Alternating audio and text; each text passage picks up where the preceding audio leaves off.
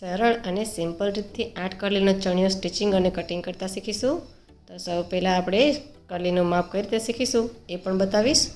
પહેલાં આપણે ટેપ લેવાની છે અને ટેપમાં જેટલું આપણે કમરનું માપ આવે છે એ જોવાનું છે. અત્યારે આપણે 39ની કમર લેવાની છે, તો આપણે 39નું બરાબર ડબલ કરી દઈશું. તમારે જે કમર આવતી હોય એ કમરનું બરાબર ફિટિંગ લેવાનું છે અને એને ડબલ ટેપ કરી લેવાની છે. જો તમારે 40ની કમર આવતી હોય તો એ પ્રમાણે લેવાનું. અત્યારે આપણે 39નું ડબલ કરી અને એને 4 કરી નાખેલું છે. હવે એનું 8 કરશું. આપણે 8 કરલી કરવાની છે એટલે આપણે અત્યારે 8 ભાગ કરવી છે. હવે બરાબર એનો પોઈન્ટ કરી લેવાનો છે. સૌ પહેલાં આપણે ચણિયો બનાવતી વખતે કમરનું માપ જ લેશું. તો અત્યારે આપણે 8 કરલી થઈ ગઈ છે. એને જે કમરનું માપ છે એના 8 ભાગ કરી અને 1 કરલી અત્યારે આવી રીતે મેં તમને નીચે બતાવેલું છે, દોરેલી છે એક. અત્યારે આપણે 6.25ની એટલે એ માપ આવી ગયું છે. હવે એક્સ્ટ્રા આપણે બે સાઈડમાં કરલી જોઈન્ટ કરવી એનું આપણે માપ લેશું. જો આપણે કપડું છે એને પણ આપણે 8 ભાગ કરી દેવાના છે. તમારી પાસે જેટલું કાપડ હોય એને 8 ભાગ કરી દેવાના આવી રીતે. તો એના પણ 8 ભાગ કરી અને આપણે આ નીચેની જે કરલીનો ઘેર છે એનું માપ લેશું. એનું મેં 8 ભાગ કરી દીધા છે અને આવી રીતે લાઈન એક દોરી લીધી છે. આ આપણું નીચેનું માપ છે અને જે પહેલાં મેં બતાવ્યું એ કમરનું માપ છે. કમરના પણ 8 ભાગ કરવાના અને નીચેનું જે કપડું છે એના પણ 8 ભાગ કરી દેવાના અને એવી રીતે દોરી લેવાનું બંનેનું.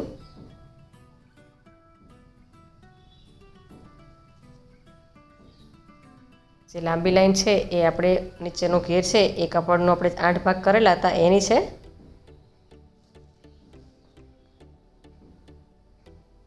અત્યારે આપણે આમાં પ્રિન્ટ ડિઝાઇન જે છે એ લેરિયાવાળી છે, ફ્લાવરવાળી છે, તો એ બધામાં જ કોઈ પણ પ્રિન્ટમાં આ ચાલશે. જો તમારે કળશવાળી ને એવી કોઈ ડિઝાઇન હોય તો આ આપણે કટિંગ નહીં ચાલે. બંને સાઈડ પહેરી શકાય એવી ડિઝાઇન હોય એટલે આવી રીતે ચાલે. હવે 8 ભાગ આવી રીતે કરી દેવાના છે.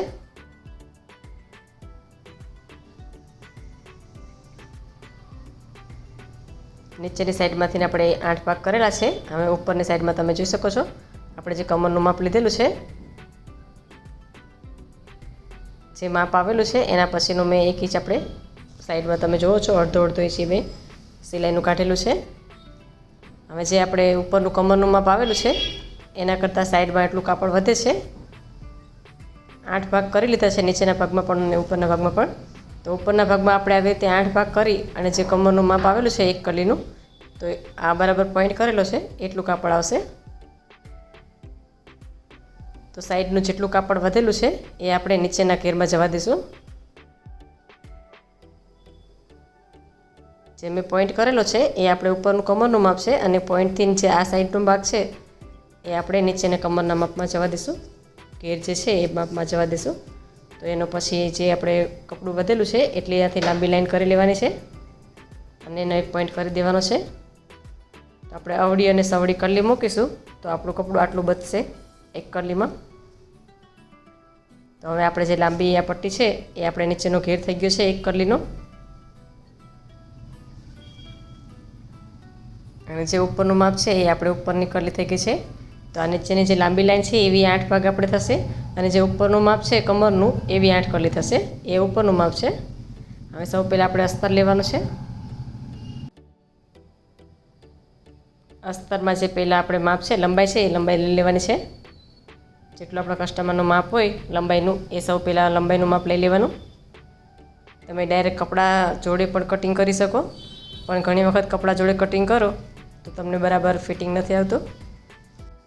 તો આવી રીતે આપણે લંબાઈનું માપ લઈ અને પછી નીચેની કરલી સૌથી પહેલાં લઈ લઈશું. હવે 1 કરલીનું માપ જે છે એ પહેલાં સૌ પહેલાં નીચે કરી દઈશું. લંબાઈથી નીચેનો ભાગ આવે એમાં 1 કરલી દોરી લેવાની છે.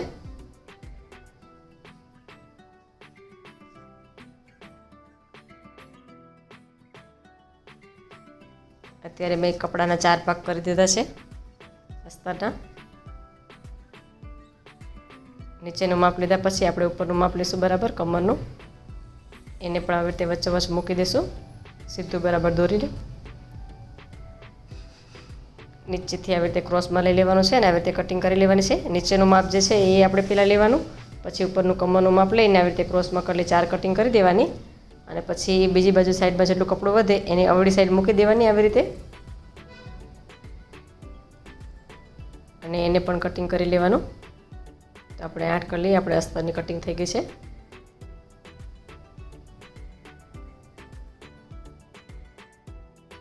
હવે એને પણ કટિંગ કરી લેવાનું.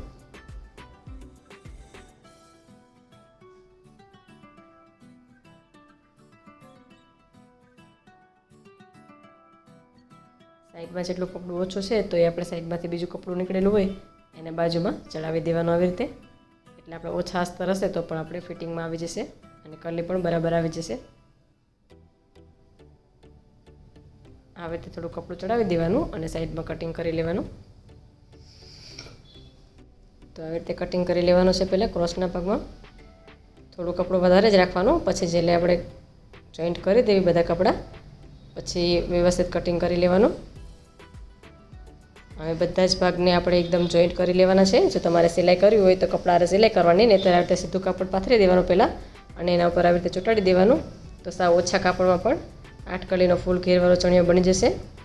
હવે સાઈડમાં જે ક્રોસવાળું કાપડ વધે છે એને આપણે નેફામાં લઈ લઈશું.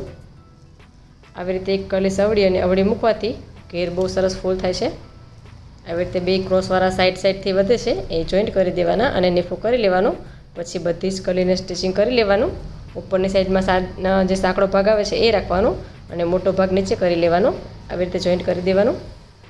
પછી જે નેફો છે એ પણ આપણે સવડો ભાગ આપણે ચણિયાનો રાખવાનો અને નેફો અવળો રાખી સિલાઈ કરી લેવાની. તમે જોઈ શકો છો મેં બધી જ એકદમ સરસ સ્ટિચિંગ કરી લીધું છે. હવે આપણે નીચેની સાઈડમાં કેનવાસનો પટ્ટો બનાવવા માટે તમે આ કેનવાસ પણ લઈ શકો છો અને જે વ્હાઇટ કેનવાસ આવે છે એ પણ લઈ શકો છો. અત્યારે મેં મારી પાસે એક્સ્ટ્રા જે કેન પડેલું હતું એ લીધું છે. તો આવી રીતે જોઈન્ટ કરી દેવાનું. એક સાઈડ પટ્ટી વાળી અને ચણિયો સીધો રાખી નીચેનો જે ઘેરવાળો ભાગ આવે છે એ ચણિયો સીધો રાખવાનો છે અને જે આપણે પટ્ટી બનાવેલી છે એ અવળી રાખવાની છે. આવી રીતે સિલાઈ લઈ લેવાની છે. સિલાઈ લઈ અને આખી અંદરની સાઈડમાં પલટાવી દેવાનું.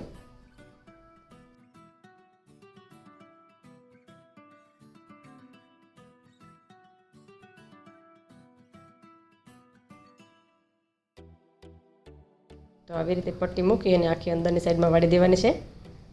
તમે જોઈ શકો છો મેં આવી રીતે ક્યાંક એક છૂટું છૂટું એક ચપટી લેવાની છે જેથી કરીને છેલ્લે આપણે ક્રોસ ન આવે. સીધો પટ્ટો કટિંગ કરેલો હોય અને ઉપર કરલી ક્રોસવાળી હોય એટલે આપણે છોટી છોટી ક્યાંક આવી રીતે ચપટી લઈ લેવાની છે. અને કાં તો તમારે ઓરેપના ભાગમાં જે આપણે કેન આવે છે એ કેનવાસ આવે છે એને આપણે ક્રોસનો ભાગ કટિંગ કરવાનો છે. તો તમારે ચપટી નહીં આવે ઓરેપનો ભાગ કટિંગ કરશો એટલે. મેં અત્યારે સીધા પટ્ટામાં કેવી રીતે કટિંગ કરી શકાય અને પટ્ટી મૂકી શકાય એ તમને બતાવેલી છે. આવી રીતે છૂટી છૂટી એક ચપટી લઈ લેવાની છે.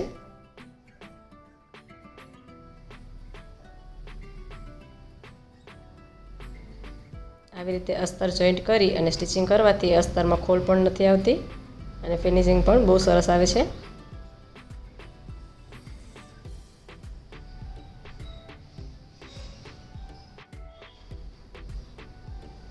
અમરેલાનું કટિંગ કરવી એવી રીતે કેનવાસનું કટિંગ કરી અને પછી મૂકો તો પછી તમારે આજે ચપટી લેવી પડે છે એ નહીં લેવી પડે. અત્યારે મારી પાસે સીધો પટ્ટો હતો કેનનો એ જ મેં ડાયરેક્ટ લીધો છે એટલા માટે મેં તમને સિમ્પલ રીતેથી કઈ રીતે મૂકી શકાય એ બતાવેલું છે.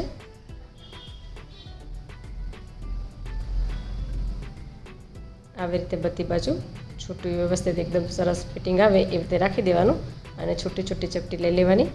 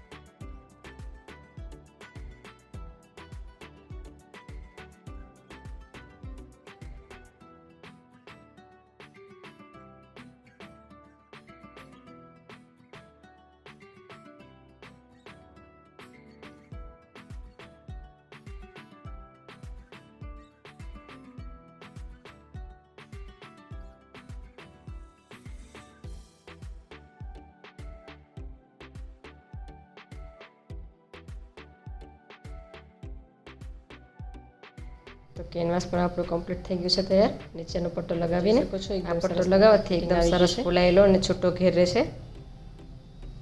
હવે મેં અંદરની સાઈડમાં જે આપણે એક્સ્ટ્રા કાપડ હતું નેફાનું એ પણ વાળી દીધું છે ઉપરની સાઈડમાં, અને બાજુમાં સિલાઈ લઈ લેવાની છે. તો તૈયાર થઈ ગયો છે આપણે 8 કલીનો ચણિયો, એ પણ સાવ ઓછા કાપડમાં તમે જોઈ શકો છો.